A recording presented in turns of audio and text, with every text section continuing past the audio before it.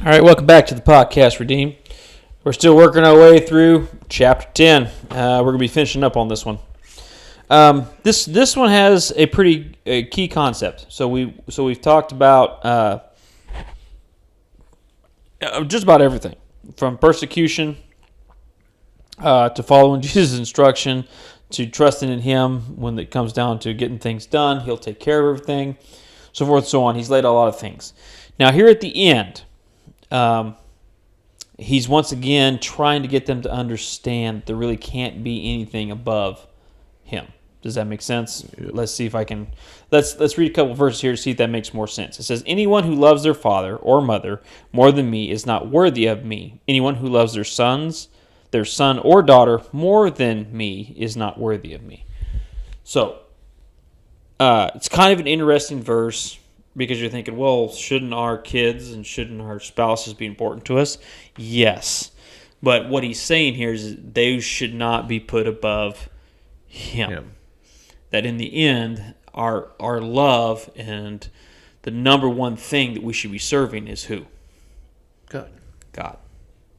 Does that make sense? Top of the food chain. And I think that is, and if you want to break it down a little further, just from my own personal insights, Paul talks about in later Gospels there's one of the reasons why some people shouldn't get married. Mm-hmm. It's because those kind of things do get in the way of sharing the gospel. Yeah. Now, speaking as a person who is married and has several kids, they are distractions. It's true. You know what I'm saying? Yeah. Now, the Bible's very clear and has laid out some very key concepts for me as a father and as a husband of things I'm supposed to do. But those do detract from the mission of sharing the gospel. Yeah. Because I do now have these responsibilities that I have to take care of. Now, I don't think that that's like the main concept of what he's talking about here. He's talking about that we can't love anything more than him. Right. And I think that's important to understand. It's because everything we are, especially as a Christian, should be pointed back at Jesus. Mm-hmm. Everything we do. And we do it because why? Because we love him. Mm-hmm. And at some point, if we choose to love other things, all of a sudden we're starting to get sidetracked. Yeah. And it takes away from that. And we're not doing the things that we're supposed to do. And he's talking about fathers and mothers and sons and daughters. You can take it a step further and say money. There's people who love money so much they'd rather chase that than chase God. Mm-hmm. It's true. And in the end, what's going to pay off for them? Not the money. Not money. You can't take it with you. Money ain't going to be there in the end. Mm-hmm. But Jesus will. And that's kind of what that's kind of how he finishes it up. He says, "Whoever does not take up their cross and follow me is not worthy of me." Okay, we understand that. Mm-hmm. If you're going to follow Jesus, you got to do something. Yep. It's not one of those things, well, I'm a Christian now.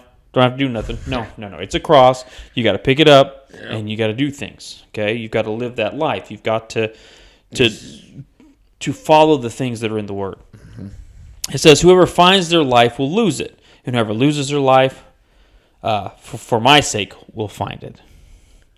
Anyone who welcomes you welcomes me. Anyone who welcomes me welcomes the one who sent me. And who's the one that sent him? God. Whoever welcomes a prophet as a prophet will receive a prophet's reward. Whoever welcomes a righteous person as a righteous person will receive a righteous person's reward. And if anyone gives even a cup of cold water to one of these little ones who is my disciple, truly I tell you, that person will certainly not lose their reward." I mean, just amazing things here. Oh yeah. And ultimately, the constant theme that I see here through and through is that if you're willing to stand by Jesus, stand up for Jesus, he will stand up for you. Every time. I mean, that's what I see. Yeah. So we need to be the Christian people. We need to be by standing by Jesus and standing up for him.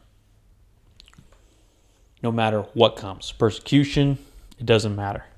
We have to stand firm and stand up for Jesus. Amen. All right. Well, there we go. We made it through chapter 10. Did it. Shoo, woo. All right. You guys have a good week. We'll see you next time.